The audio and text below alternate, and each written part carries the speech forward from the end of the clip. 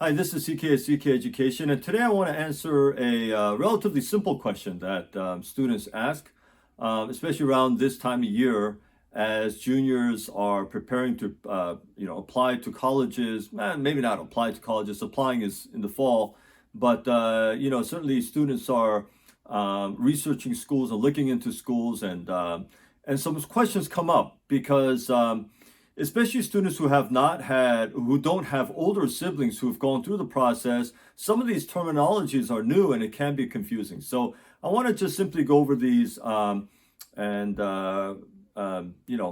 explain it in the simplest way possible. So when you go to college, okay, now when we say college, some people, what's the difference between a college and a university? Just a different name. Same thing, right? We got University of Washington, Michigan State University, Johns Hopkins University. But then you have Boston College, and you have, some schools that call them colleges. Okay, it doesn't matter. It's the same thing. It's 4 years of what we call undergraduate school. So when you go to college, the first 4 years, those are your undergraduate years. Undergraduate, okay? So you're an undergrad. And when you first go in, you're a freshman, then sophomore, then junior, then senior. Although in colleges, it's not so much how long you've been there, it's how many credits you've gained. Based on the credits, you can move up. You can be a sophomore at a younger age. It's not like high school where you have to finish these grades, everybody, and then everybody graduate and they go on to the next year, the next fall they get into the next grade, and you all move up progressively the same way. College isn't like that. It's like some kids don't take summer semester, some kids might, and they get more credit. So they're credit-wise, they're a sophomore, even though the rest of their classmates are freshmen. And so, that can be determined by credits and not just how long you've been at that school. Okay. So, but regardless, when you go to college, when you go to university, those are your 4 undergraduate years. And when you graduate, you're graduating with a bachelor's degree. A bachelor's degree is what you get after you graduate college after 4 years. Okay, so after 4 years of college and you graduate, you have your first college degree, and that is your bachelor's degree. Now, you can have a bachelor's in arts, a BA degree, or a bachelor's in science, BS degree. A bachelor's in science is a little bit different in that it's more technical. Okay, so I have a bachelor's in science degree because I was an engineering major. So when you study engineering or something usually in the STEM field, you get a bachelor's of science. And when you let's say you have you majored in psychology or English or history, usually in the liberal arts side, you have a bachelor's of arts degree, BA degree. They're both bachelor's degrees. It's not one is better than the other or anything like that. Usually, though, a bachelor's of science degree sometimes in some schools require a few more credits. Like when I went to University of Washington, I had to complete more credits and take more classes than to graduate with a BS degree than someone who is graduating with a BA degree. But again, it's not better or worse. It's just that's the way it is. And so you both have a bachelor's degree when you graduate college. Okay, so after you graduate college,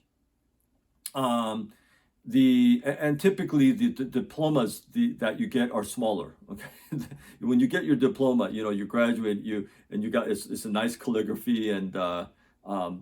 It is smaller. Now, when you go to graduate school, so after you graduate college, and then you want to go to graduate school, okay, that's called graduate school. So when you go to graduate school, it typically is another 2 years, and you can get a master's degree. So when someone says they have a master's degree, that means they went to graduate school, and they typically it probably took them about 2 more years after they went to college. So after you graduate with a bachelor's degree, then you can apply again and you can get into graduate school, and then you can graduate with a master's degree.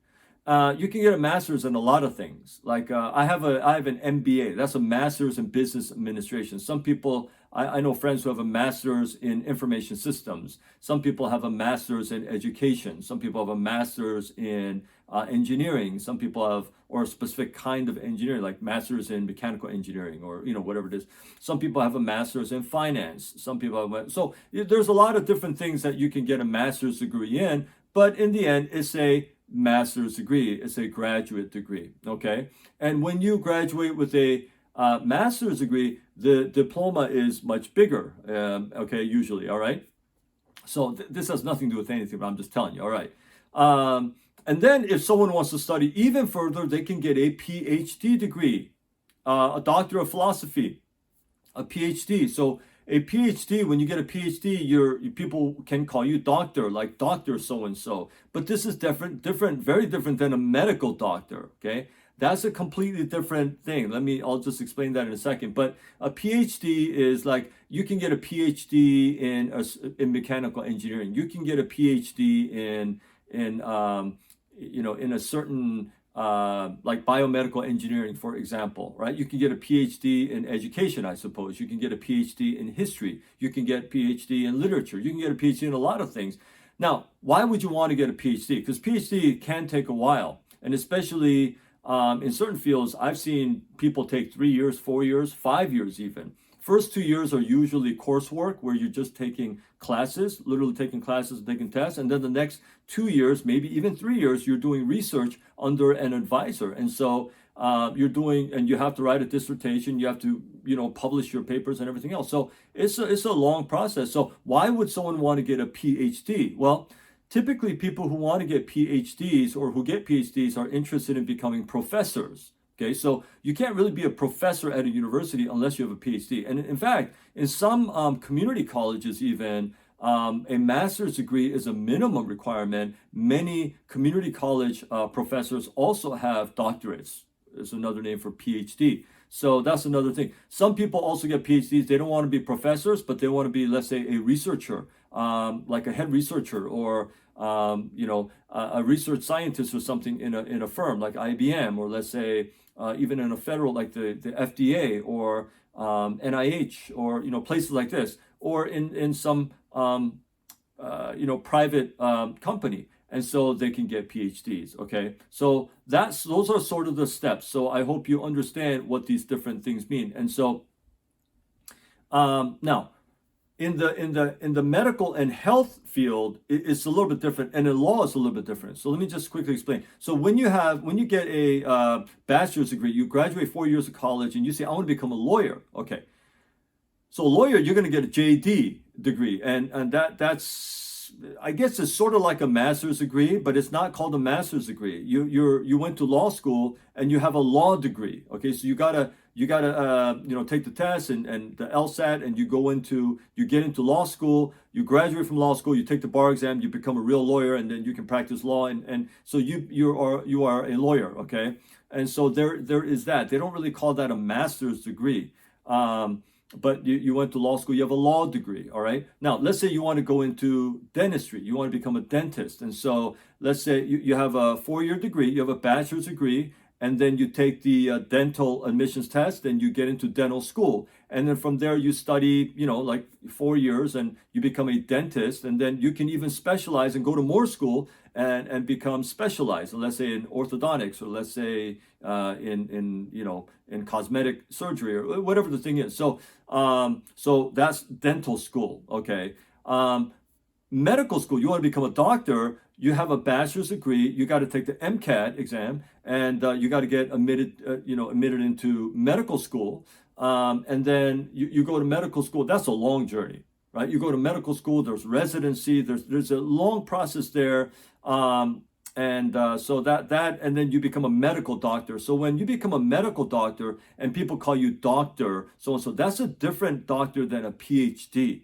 Okay, medical doctors typically have a much more education and experience. So they typically start their professional careers much later than most people, because they have to go through a lot of training, a lot of school, a lot of residency, a lot of practice to become a doctor, because you're dealing with people's health. And so obviously it becomes very, very important that they do well. And depending on what you get on your MCAT test, the admissions exam for medical school, that can determine what medical field you choose or that you get admitted into. So even within medical school, for example, the school of like the ophthalmology, like if you want to become an eye specialist, those doctors, I mean, you have to have the highest MCAT scores to even get admitted into, because it's such a sensitive part of the body. You screw that up and somebody goes blind. And so I as sort of a filtering process,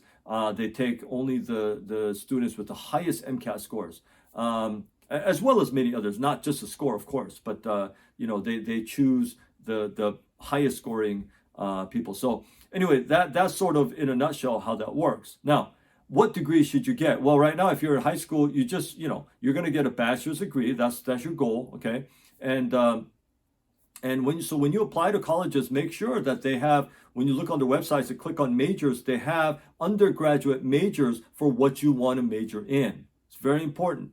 Don't just look at the school name. Oh, I like this school, I like that school. But do they have the major that you're interested in? And not every school has every major, so you got to check that and make sure. Okay. Now, once you graduate college, it's up to you. Do you want to go start making money right away and get hired someplace, and then later go to grad school, or do you want to go straight into graduate school? And that really depends on what you want to get into and what you want to do in your career. Just as an example, if someone says, I want to become a public school teacher, so they go to college and they study, you can major in whatever you want, really.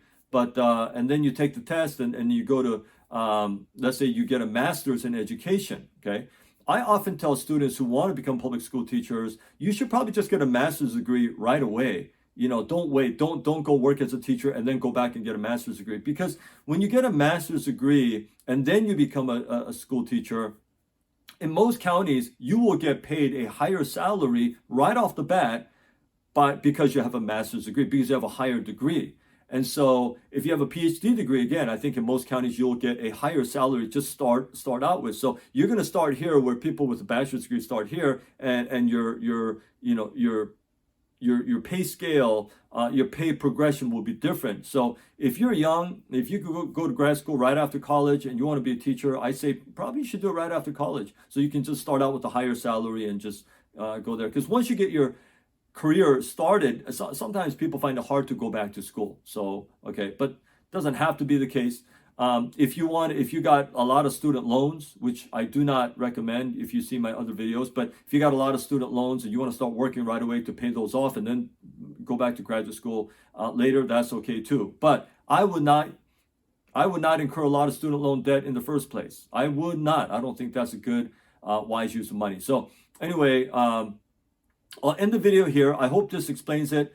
I always feel like there's always some question out there that I haven't answered. Of course, there probably is. So even on this topic, if there's something that I haven't answered that you wish I would have answered, just put your question in the comments. I read every question that comes up, and I will, consider that, and I will correspond. So just if you have questions that I didn't answer, just put them in the comment section. I'll be happy to answer it. So anyway, thanks for watching this video, and until my next one, I hope you stay well.